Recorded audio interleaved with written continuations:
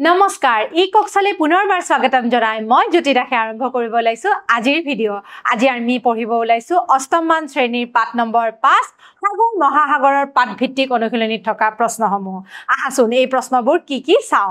প্ৰথম প্ৰশ্ন আছে আমাৰ মহাসাগৰীয় খুঁটৰ সৃষ্টিৰ কাৰণবোৰ কি গতিকে ছাত্ৰ ছাত্ৰীসকল ইয়াৰে উত্তৰটো আমি কিদৰে লিখিব পাৰো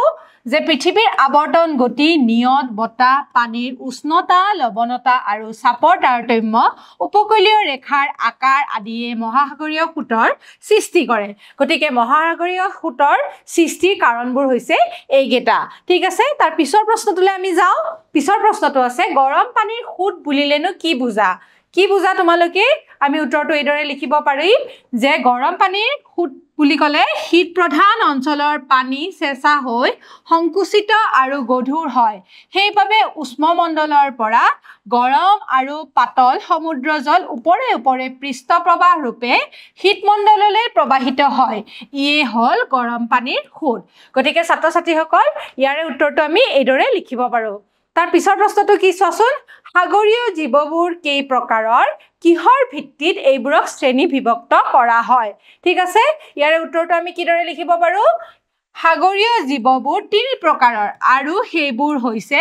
প্লেঙ্কটন বা প্লৱক বেন্থছ আৰু নেক্টন লৰচৰ কৰাৰ ধৰণ আৰু বসতি স্থলৰ ওপৰত ভিত্তি কৰি সাগৰীয় জীৱবোৰক শ্ৰেণী বিভক্ত কৰা হৈছে গতিকে এই তিনিটা ভাগত ভাগ কৰা হৈছে ঠিক আছে তাৰ পিছৰ প্ৰশ্নটোলৈ যাও সাগৰৰ কেনেকুৱা অঞ্চলত সাধাৰণতে মৎস্য ক্ষেত্ৰ গঢ়ি উঠে মৎস্য ক্ষেত্ৰ মানে কি মাছৰ বজাৰ ঠিক আছে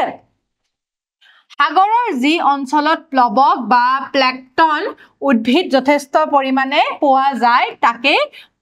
মৎস্য ক্ষেত্ৰ গঢ়ি উঠে গতিকে কত গঢ়ি উঠা বুলি কৈছে যি অঞ্চলত প্লৱক বা প্লেঙ্কটন উদ্ভিদ যথেষ্ট পৰিমাণে পোৱা যায় তাতে কি হয় মৎস্য ক্ষেত্ৰ গঢ়ি উঠে ঠিক আছে তাৰ পিছৰ প্ৰশ্নটো কি দিছে কাৰণ দৰ্শাব দিছে আমাক ঠিক আছে নাটনি জোৱাৰ বাসন্তী জোৱাৰৰ সমান শক্তিশালী নহয় গতিকে ইয়াৰে কাৰণ দৰ্শাব দিছে নাটনি জোৱাৰ আৰু বাসন্তী জোৱাৰৰ সমান শক্তিশালী কিয় নহয় হেতুৰ কাৰণ দৰ্শাব দিছে পূৰ্ণিমাৰ আৰু অমাৱস্যাৰ দিনা চন্দ্ৰ পৃথিৱী আৰু সূৰ্য প্ৰায় একেটা ৰেখাত পৰে এই দুদিনত চন্দ্ৰ আৰু সূৰ্য উভয়ৰে আকৰ্ষণত বাসন্তী জোৱাৰৰ ঢৌ বেছি ওপৰলৈ উঠে ফলত ই শক্তিশালী হৈ পৰে ঠিক আছে আমি ইয়াৰে কাৰণটো এইদৰে লিখিব পাৰো ঠিক আছে তাৰ পিছৰ প্ৰশ্নটোলৈ যাও পিছৰ প্ৰশ্নটো দিছে আজিকালি পৃথিৱীৰ সকলো সাগৰীয় মাছ কিনিবলৈ পোৱা যায় ঠিক আছে গতিকে পৃথিৱীৰ সকলো ঠাইতে সাগৰীয় মাছ কিনিবলৈ পোৱা যায় সাগৰীয় মাছৰ চাহিদা পৃথিৱীৰ সকলো স্থানতে আছে গতিকে সেইবোৰ টিনৰ ভিতৰত সংৰক্ষণ কৰা হয় আৰু চিনাক্তকৰণৰ পিছত শীতলীকৰণ ব্যৱস্থাৰ সৈতে বিভিন্ন দূৰ দূৰণিৰ দেশবিলাকলৈ প্ৰেৰণ কৰা হয় গতিকে আজিকালি পৃথিৱীৰ সকলো ঠাইতে সাগৰীয় মাছ ক্ৰয় কৰিবলৈ উপলব্ধ ঠিক আছে গতিকে মাছবিলাক কি কৰা হয় সংৰক্ষণ কৰি পেলাই তাক শীতলীকৰণ কৰি বেলেগ ঠাইলৈ পঠোৱা হয় সেই কাৰণে সাগৰীয় মাছ আজিকালি সকলো ঠাইতে উপলব্ধ হয় ঠিক আছে তাৰ পিছৰ প্ৰশ্নটো চাও হাসন জাপানত সঘনাই সুনামি হয় ঠিক আছে কিয় হয় জাপান দেশখন প্ৰশান্ত মহাসাগৰীয় আগ্নেয় বলয়ত অৱস্থিত এই বলয়টো পৃথিৱীৰ ভিতৰতে প্ৰধান ভূমিকম্প প্ৰবণ অঞ্চল গতিকে জাপানত সঘনাই ভূমিকম্প হয় আৰু তাৰ ফলত সুনামিৰ সৃষ্টি হয় সুনামি ক'ত হয় সাগৰত হয় গতিকে আমি ইয়াৰে উত্তৰটো আমি এইদৰে লিখিব পাৰো ঠিক আছে তাৰ পিছৰ প্ৰশ্নটোলৈ যাও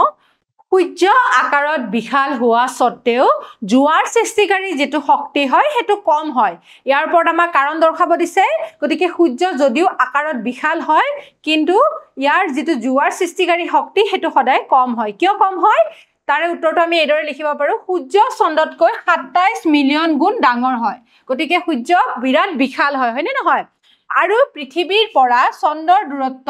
38,46,400 কিলোমিটাৰ হয় আনহাতে পৃথিৱীৰ পৰা সূৰ্যৰ দূৰত্ব 14,96 লাখ কিলোমিটাৰ হয় গতিকে সূৰ্যৰ দূৰত্ব বেছি হয় হেই সূৰ্যৰ জোৱাৰ সৃষ্টিকাৰী শক্তি কম হয় গতিকে সূৰ্যৰ যেটো জোৱাৰ সৃষ্টিকাৰী শক্তি হয় হেতু শক্তি কম হয় ঠিক আছে বুজি পালো নহয় আমি ইয়াৰ উত্তৰটো তাৰ পিছৰ প্ৰশ্নটো চোৱাচোন বৈদেশিক বাণিজ্যৰ বাবে জাহাজ পৰিবহন ব্যৱস্থাই উৎকৃষ্ট হয় ঠিক আছে ইয়াৰে উত্তৰটো কি লিখিব পাৰো বৈদেশিক বাণিজ্যৰ ক্ষেত্ৰত জাহাজ পৰিবহনে নিৰ্ভৰযোগ্য ব্যৱস্থা হয় চাৰিওপিনে মুক্ত আৰু সমানভাৱে স্থলপথৰ ক্ষেত্ৰত থকা কিছুমান বাধা জলপথত নাথাকে গতিকে জলপথত চাৰিওপিনে মুক্ত আৰু সমান হোৱাৰ বাবে স্থলপথৰ ক্ষেত্ৰত কিছুমান বাধা পায় কিন্তু জলপথত হেবিলাক সমস্যা নাথাকে ঠিক আছে এতিয়া আমাক শুদ্ধ উত্তৰটোত ৰাইট চিন দিব দিছে সাধাৰণতে শীতল পানীৰ সুতৰ উৎপত্তি হয় ইয়াতে আমাক তিনিটা অপচন আছে কি দিছে অপচন মেৰু অঞ্চলত নিৰক্ষীয় অঞ্চলত এটাও নহয় গতিকে সাধাৰণতে শীতল পানীৰ সুতৰ উৎপত্তি হয় মেৰু অঞ্চলত বাকি কেটা অশুদ্ধ উত্তৰ গতিকে আমি ইয়াতে ৰাইট চিন দিব পাৰো ঠিক আছে তাৰ পিছৰ প্ৰশ্নটো কি দিনটো দুবাৰ সাগৰৰ পানীৰ উঠানমা কৰাকে কি বুলি কয় ইয়াতে তিনটা অপচন দিয়া আছে সাগৰীয় সুত জোৱাৰ ভাটা আৰু ঢৌ গতিকে ইয়াৰে শুদ্ধ উত্তৰ কোনটো হ'ব ক'ব পাৰিবানে তোমালোকে সাগৰীয় সুত নহয় জোৱাৰ ভাটাটো শুদ্ধ উত্তৰ ঢৌ নহয় গতিকে দিনটো দুবাৰ সাগৰৰ পানীৰ উঠানমাকে জোৱাৰ ভাটা বুলি কোৱা হয় ঠিক আছে তাৰ পিছৰ প্ৰশ্নটো চাওঁচোন পিছৰ প্ৰশ্নটো আছে আমাৰ সুনামি শব্দৰ অৰ্থ কি ভূমিকম্প নে সাগৰৰ ঢৌ নে আৰু প্ৰতাশ্ৰয় ঢৌ গতিকে ইয়াৰে শুদ্ধ উত্তৰ কি হয় জানানে ইয়াৰে শুদ্ধ উত্তৰটো হৈছে সাগৰৰ ঢৌ সাগৰত ঢৌ সৃষ্টিৰ জৰিয়তে সুনামি হয় গতিকে সাগৰত যেতিয়া ভূমিকম্প হয় হেতুক সুনামি বুলি কোৱা হয় ঠিক আছে তাৰ পিছৰ প্ৰশ্নটো চাওঁচোন পিছৰ প্ৰশ্নটো দিছে সাঁতুৰিব পৰা সাগৰীয় প্ৰাণীবোৰক কি বুলি কয় গতিকে সাঁতুৰিব পৰা সাগৰীয় প্ৰাণীবোৰক নেক্টন বুলি কয় নে বেন্থছ বুলি কয় নে প্লেকটন বুলি কয় গতিকে সাঁতুৰিব পৰা সাগৰীয় প্ৰাণীবোৰক কি বুলি কয় বেন্থছ বুলি কয় ঠিক আছে হ'ব গতিকে ইয়াৰে শুদ্ধ উত্তৰটো আমি পালো ঠিক আছে তাৰ পিছৰটো চোৱাচোন সোঁফালৰ লগত বাওঁফাল মিলোৱা গতিকে আমাক ইয়াতে দুইফালে কেটামান অপচন দিয়া আছে এই সোঁফালটোৰ লগত বাওঁফালটো আমাৰ যি আছে হেয়া মিলাব লাগিব গতিকে বাওঁফালে আছে এইকেটা শব্দ আৰু সোঁফালে আছে এইকেটা গতিকে আমি মিলাই চাওঁ আহাচোন কি হয় প্ৰথম আছে ডাইটেম ডাইটেমটো কৰ লগত মিলিব ক'ব পাৰিবানে তোমালোকে ডাইটেম হৈছে এবিধ উদ্ভিদ প্লেকটন ঠিক আছে নিৰক্ষীয় অঞ্চলটো কি হ'ব ক'ব পাৰিবানে তোমালোকে নিৰক্ষীয় অঞ্চলত কি হয় জানানে নিৰক্ষীয় অঞ্চলত পানীৰ ঘনত্ব কম হয় ঠিক আছে সাধাৰণ নিমখ ক'ত হ'ব ক'ব পাৰিবানে সাধাৰণ নিমখ মহাসাগৰৰ পানীত দ্ৰৱীভূত হৈ থাকে ঠিক আছে তাৰ পিছত কি আছে সপ্তমী আৰু অষ্টমী তিথিত কি হয় সপ্তমী আৰু অষ্টমী তিথিত নাটনি জোৱাৰ হয় মৎস্য ক্ষেত্ৰবোৰ উদ্ভিদ প্লেকটন ঠাইত গঢ়ি উঠে